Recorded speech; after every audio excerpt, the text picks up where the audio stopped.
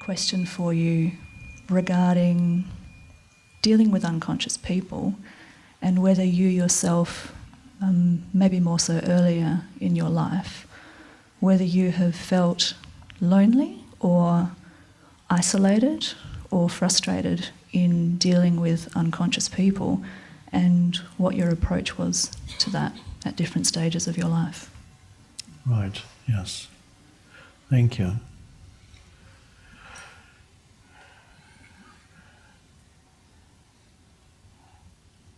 Well, that perhaps is the main challenge for everybody, because it is people mostly to who we get challenged by. Other sources of challenge are, of course, your physical body could present a challenge. There can be financial challenges. But large part of challenges come through humans, because humans are difficult. Many humans are still very much trapped in ego. First part of your question, I was relatively isolated for many years of my life when, after the shift in consciousness, I carried on with my normal life. It had a certain momentum. I was still in the academic world. And then 3-4 years later, I had to go out of that, leave it behind completely. And then many years happened when I was not related to the world, to any of the usual channels. I had no particular job, no relationships, no close relationships. And I spent many days, weeks, months not seeing that many people. And gradually people would come to me for advice. That happened gradually, it slowly grew through word of mouth. And then I had that kind of relationship with humans. But throughout, there's always challenges. Even if you live in relative isolation, you will come into contact with humans that are unconscious. So I think you need to welcome that, because it's those challenges force you to become more present. You remember I talked about the other day, if you want to make the body stronger, you do exercise, you do physical exercise. And what is physical exercise? It's making life difficult for the body. That's a new way of looking at it, but if you look at it close, you'll see it is true, because the body suddenly has to make an enormous effort. You're forcing the body, you're giving the body challenges that were not there before. Lift a heavy weight, run a mile, or whatever it is you're doing. And so then through being challenged beyond its comfort zone, the body gets stronger. And in the case of spiritual growth, we need all those unconscious humans to challenge us. Otherwise, the presence would not intensify and arise. So the first thing we need to do, and I learned that also, to regard these unconscious humans as blessings. So rather than believing you shouldn't be here making my life difficult, regard the unconscious human as a necessary part of being here on this planet at this time.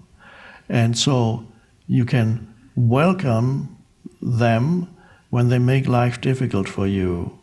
The important thing is, though, that the unconscious humans do not pull you into unconsciousness yourself. That is the challenge, the biggest challenge. And what I mentioned in the previous session also applies here.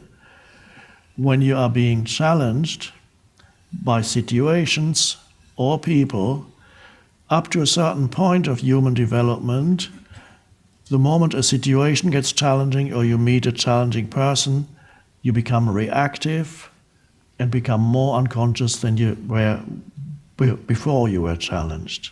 So you meet an angry person, you get angry yourself. You meet a confrontational person and you become even more confrontational, you're fighting. Then a certain thing happens, you reach that level where beyond which the challenges make you more conscious. I think most of the people here will have reached the level where you may occasionally be pulled back, yes, but they have reached the level where from now on, when challenges come into your life through situations or people, you become more present rather than be pulled into unconscious reaction. And that's your spiritual practice, that can be your main spiritual practice. So if you realize relationships are your spiritual practice, whether they are short relationships or at work or family relationships, if you can shift the way you look at relationships and then regard relationships as spiritual practice, it's much easier to deal with unconscious humans.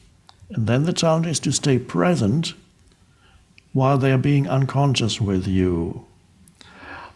I learned that early on when, after my shift in consciousness, my father's second wife was quite unconscious, and then not only unconscious, she developed a mental illness, but the mental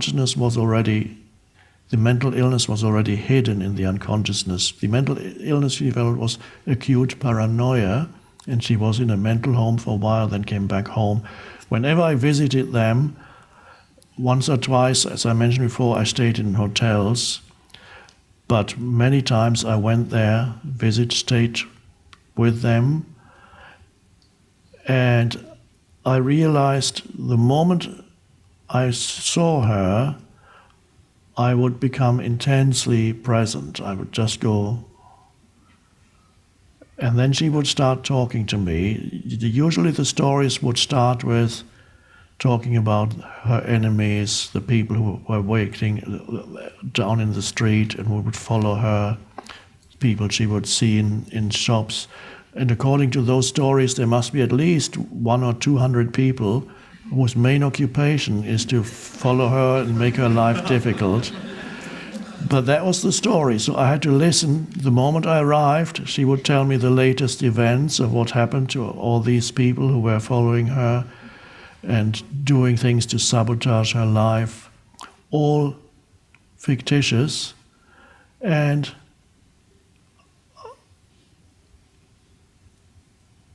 immediately I went into very intense presence. And by the second day, the stories would subside a little bit. And by the third day, she wouldn't talk that much. And